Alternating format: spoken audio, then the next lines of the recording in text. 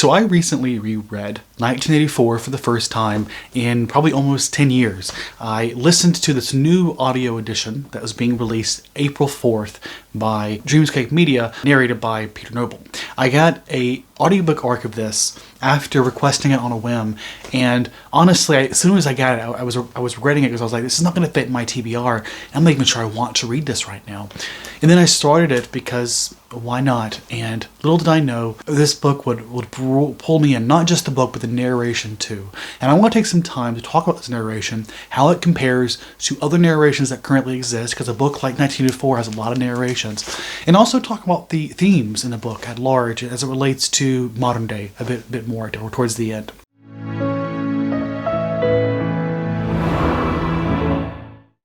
So in listening to this, I went into it with the mindset that there were a few ways I could approach the book, that I probably would approach the book. One, I listened to a bit of it to get a feel of the narration, which is really all I need because I've already read the book before. And then I might stop and just review that if I wasn't feeling compelled to read it. Or maybe I would stop the narration and I'd read a narration that I read the first time, which was Frank Muller, which we'll talk more about in a bit, where I figured I might want to finish the book, but listen to a narration that I prefer. I'm not going to force myself to listen to an entire audiobook by someone I don't like. But needless to say, I did like Peter Noble. But at the same time, there are differences between them, and I think the other big one name would be Simon Preble, excuse me. There's a reason that I think I stuck with Peter Noble in this narration. The one that I originally listened to was published in 1986 by, Recorded Books, I think. And Frank Muller was a narrator who's done a lot of, I think, big name authors like Stephen King or John Grisham. I should remember that. He had this very deep, masculine voice, and I always found it very soothing and very satisfying for books. And even now, I will often go to his books. I will go to his narrations when I want to listen to something. Rarely do I pick someone over him like I did in this case, and obviously the audiobook, the arc in general, prompted me to try it. And then once I did, I ultimately decided to stick with it, and I'm glad I did. The other alternative, of course, would have been Simon Preble, who has a narration that is included in the Audible membership if you have one of those advanced memberships. I did listen to a bit of that, as well as the Frank Muller one again to compare it to this new narration. I'm going to try to include clips of those while I talk about the differences. So in general, Simon Preble and Peter Noble to me seem very similar, which is part of why I didn't think I was going to like Peter Noble. He has a British sounding voice, much like Simon Preble. The differences, I think, are very subtle. Then the other one, though, is Frank Muller, which is an American accent. Sometimes he'll do a British one. I don't think he did for 1984. I thought it fit, because when I think 1984, Big Brother, I think America, not Britain. Maybe we should be thinking of both of them, but, I'm American, so I tend to think that way. But before we move forward, let's just get a sample of what their voices sound like, generally speaking, compared to each other. It was a bright, cold day in April, and the clocks were striking 13. Winston Smith, his chin nuzzled into his breast in an effort to escape the vile wind, slipped quickly through the glass doors of Victory Mansions, though not quickly enough to prevent a swirl of gritty dust from entering along with him. It was a bright, cold day in April, and the clocks were striking 13. Winston Smith, his chin nuzzled into his breast in an effort to escape the vile wind, slipped quickly through the glass doors of Victory Mansions, though not quickly enough to prevent a swirl of gritty dust from entering along with him.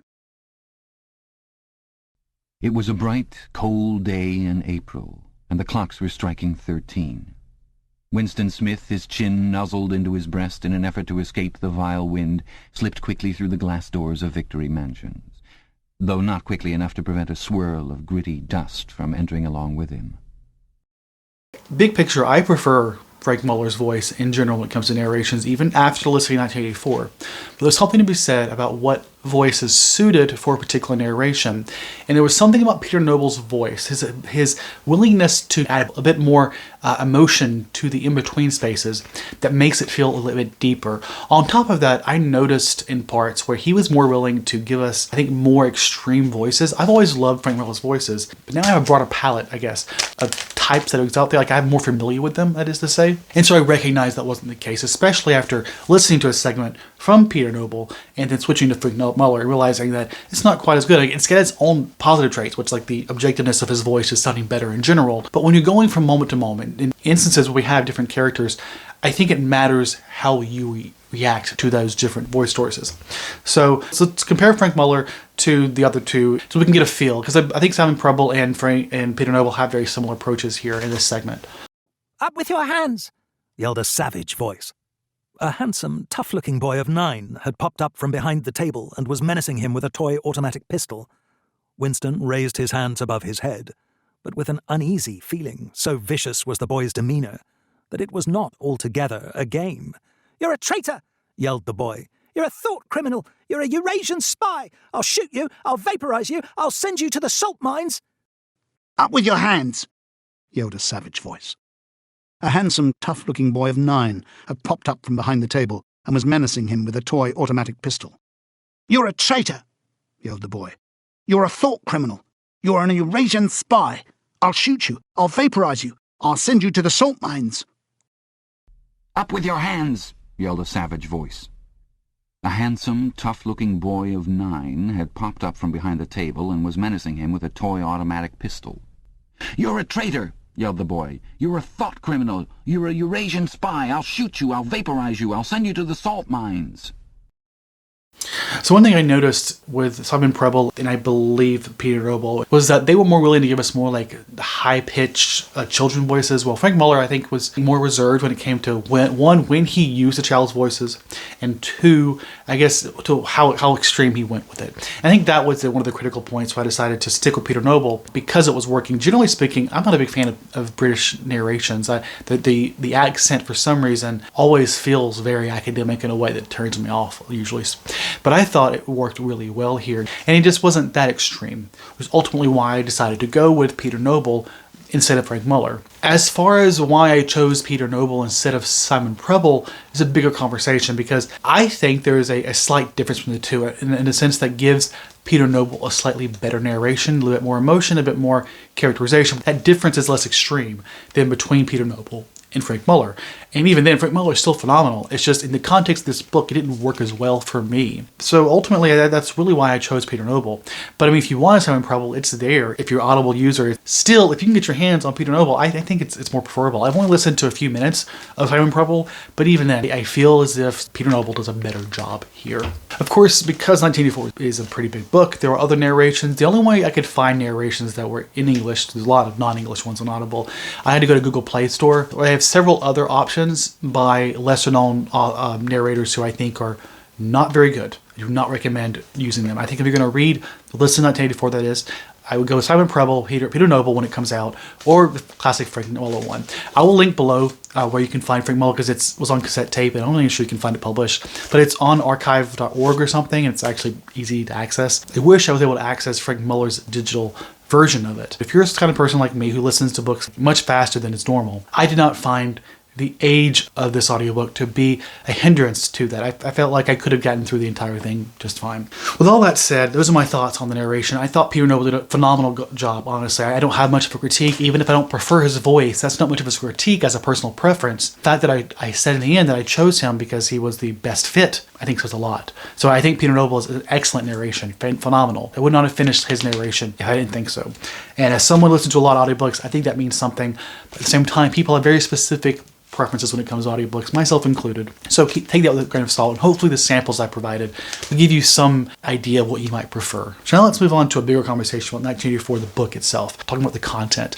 A lot has been said about 1984, and I don't intend to rehash everything. There were just a few ideas that stuck out to me, and a few comments I wanted to make that I feel like are just unique to my experience. The first one is that I read 1984 for the second time here, and I did so a few months after reading Brave New World for the first time. And I find these books are often compared as being very similar in the sense that they're both dystopian novels, talking about a future world that could very likely come to be and does seem to be coming to be in their own ways. They're very predictive, very prescient in that sense. My big takeaway here was that Brave New World is like in a different league, like in a much lesser league than 1984. 1984 did everything so well. I forget how well of a book it was. The ideas that are there. That's part of why I think it exists for so long, while it's still being talked about today. And that much is true for Brave New World as well. But the story itself is structured in a way that is really compelling, but also believable. Brave New World felt like a caricature, felt like a pretend world that made it hard to believe this could actually happen, even if parts of it could happen. 1984 was all the more terrifying because it felt so possible. And we can see pieces of it existing in its own way or trying to be made into existence today. And that's part of the bigger conversation I want to have in a second. But when it comes to the two works in literature, I feel like 1984 is a better book, and it does a better job talking about the topics it wants to cover, and it just does it more effectively all across the board. And I can't believe how often 1984 is compared to Brave New World. Maybe that's just my perspective, but they're not the same. They're not the same level. Brave New World was fine. It had some cool things to say, but 1984, it's way up here. If you haven't listened to 1984 or read it, I should say, I highly recommend. Seriously, it's essentially a thought crime not to read it. And until you read it, you can't defend yourself against thought crimes. So, now my thoughts for today. I couldn't help but think about this in terms of the way in which politicians, or anyone really across the political spectrum, is willing to, try and weaponize the ideas of 1984 for their own personal gain. In the same way that we see Republicans try to weaponize MLK to attack against modern day racial justice, and how they sort of take quotes out of context, they misconstrue them, they become the embodiment of the very thing that the person or the text originally stood against. So let's think about different ways in which the left or the social justice on the left have tried to attack systematic problems. Let's start with something simple, like say removing statues of Confederate leaders or other problematic people of history. And some might say, you're erasing history. You're becoming Big Brother, trying to erase the things that make you uncomfortable. And the first thing there is, no one's erasing history. The history books are still there, untouched. Oftentimes, the Confederate monuments are being moved to a new location. If anything, what they're doing is just reframing how you think about history, which, to be fair, is something that Big Brother does. But the difference here is that Big Brother is about pushing the existing hierarchy, the existing power structure for their own good, while the attacking of Confederate statues and etc. are done to challenge the existing status quo, to encourage equality over the existing system of oppression, this thing that pushes harmful rhetoric simply by the way it exists, which I know I'm extrapolating a bit from the statues because the harm of a statue, I think is more emblematic of more issues, bigger issues rather. But what I'm trying to get at here is that basic idea of challenging the status quo is exactly what our main character in 1984 does. It's about challenging this idea of what is truth as the party sells it as, and challenging whether that is actually the case, given what we know about reality, given that we all see reality around us and we all have the ability to assess it in our own way, rather than just accepting what is told of us. Let's take it a step further. Let's think about the 1619 Project or other ways in which the modern Black Lives Matter movement is being used to try and deconstruct the existing social or racial hierarchy that exists in America and in the Western world, to be honest. Again, this could be accused of rewriting history, erasing history. But again, that doesn't stand up. Because first off, no one's erasing history. If anything, they're trying to reframe it in the same way with the statues. But again, we have people from a less privileged position, the oppressed position in our society, challenging the status quo, saying, listen, you don't have to think the way we think, but you need to stop accepting what you're being told as just the plain truth. Let's start and look at history and rethink of it in a new way. And that is, I think, again, emblematic of exactly who our main character is and what he's trying to strive for in the book. Deconstructing the power structure to increase equality and to reach the truth as it actually is. Let's now look at this a different way again. Let's think of the gender binary and the way in which transphobes will look at, or even say to sexist individuals. That binary is an assumption that is just inherent in our society. It's in everything we consume. From the moment we're born, we begin to see it. From the names we're given, from the clothes we wear, the gender binary is there to enforce itself upon us. And the trans movement, or really just the movement at large that is challenging the idea of gender as a binary when it's actually more of a spectrum, perhaps more complicated than that, is again tackling the status quo, tackling or going after this assumption about the world because of what authorities have told us about it, and saying, is this really the case? Can we look at the evidence of the world and try and understand it a bit deeper? Maybe it's a bit more complicated than we've been told, and maybe the people who are being hurt by this shouldn't be ignored. Because that's the other thing here, is that when it comes to quote-unquote thought crimes, when someone says something or does something problematic, have I talked about cancel culture? I don't think I have, actually. I guess that'll be the next topic. But, when we think about the way in which someone talks about something, the way someone thinks about something.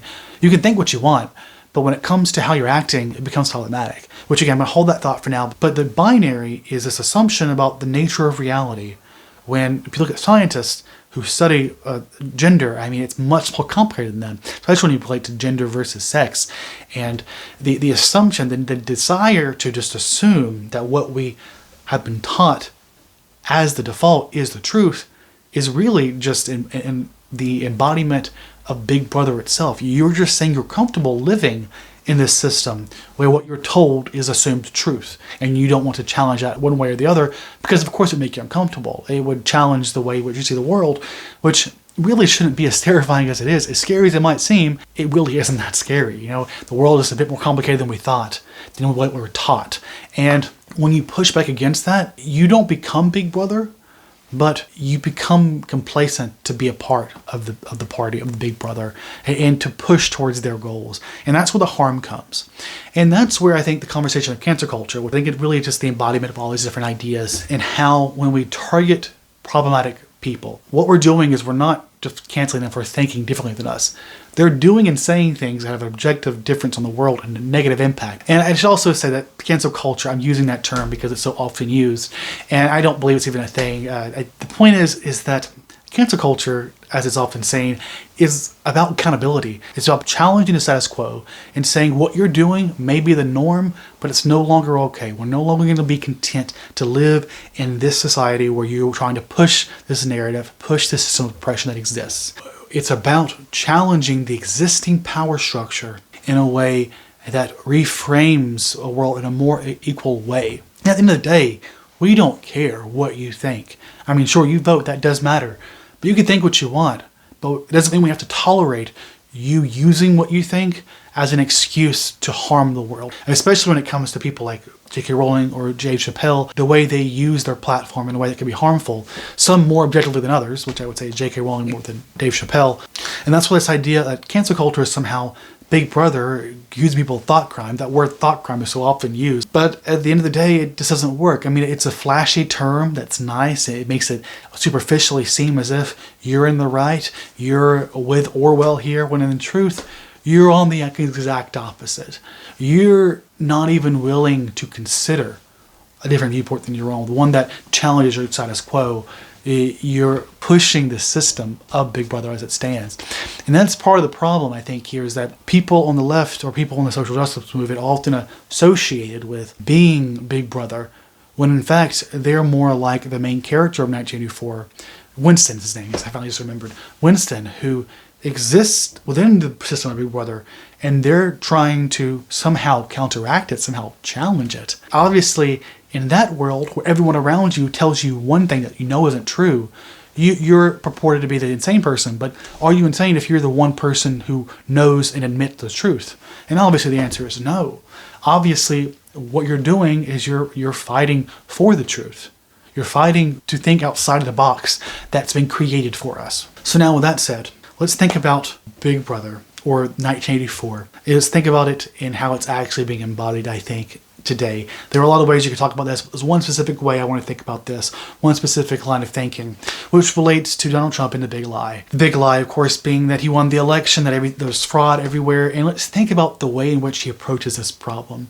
First off, what is his motivation? Well, it's power. I think the majority of people, 50% plus of Americans, would admit he wants power, and that's what he's interested in. And that, at the core of it, is what the party is about. The Big Brother, the party, they make it very clear that what they want, what they're interested in, isn't equality. It's for the power structure that it currently exists with them in power to remain true. And that right there is the perfect embodiment of 1984 and Donald Trump. But it's more than that. I mean, the tactics he's using is taking, it seemed like taking straight from the page in 1984. The truth isn't what you want it to be. Well, let's rewrite it. The truth is how I say it. You will think how I think. And if you don't, well, you're removed from the system. You're removed from the party. You are expunged. Luckily, Trump doesn't have the power of the party, and there is a limit to what he can expunge you from. But just look at the GOP. Look at the way they have to bend one way or the other to try and satiate him so that the party doesn't remove them. It's ironic to talk about the party in terms of being Trump's party, you know what I mean? It's that way of thinking that is quintessential to the party. You will fall in line with their way of thinking. They are the truth. The truth comes through them. It's terrifying. I'm laughing because it's such a perfect comparison, but it's also terrifying in how such a major part of the nation is existing within that and are comfortable, at least comfortable enough to be complacent within that system. But realistically, if you want to be free of the Big Brother, if you want to not be a caricature of a character within this dystopian world, it's to challenge the status quo. It's to think outside of the box, to be willing to challenge your own worldview, be willing to challenge what you've been taught as an assumed truth for all of your life, and just look at the facts. Now, obviously, people will debate on the facts, and there are denialists out there. The nature of truth is what we're discussing here. But at the core, that's the case. And I don't know how coherent that conversation was, but I appreciate if you made it this far. This is a book that I feel like is really powerful and really worth reading. I read this book the second time now, and the first time I liked it, I appreciated it, but I think I might have been too young to really appreciate what it had to offer. And reading this now, at this moment in time, this level of, I guess, maturity, I appreciate it on a much different level. It's so good. If you haven't read it, I highly recommend that you do. Again, thank you so much for making it this far in the video. I would love to hear your thoughts on the narration or on the themes of the book, how I talked about it. I would love to hear if you agree with me or disagree with me. There are a few books, I think, that are so perfectly built for a conversation like 1984. And again, please engage in the comments if you have any thoughts on this matter. I would love to hear your thoughts. Thank you so much for watching. If you made it this far, give me an eye or eyes, an emoji, to show me you made it this far. An eye, of course, for Big Brother, who's always watching. And if you like this video, remember to give it a like. If you don't like it, well, you no longer exist in this world. That is a thought crime not to like this video, and goodbye, you don't exist. Seriously, if you don't like it, it's okay, dislike it. But please tell me why in the comments if you don't. And as always, I hope you all have a great day, and until next time, stay safe. Goodbye.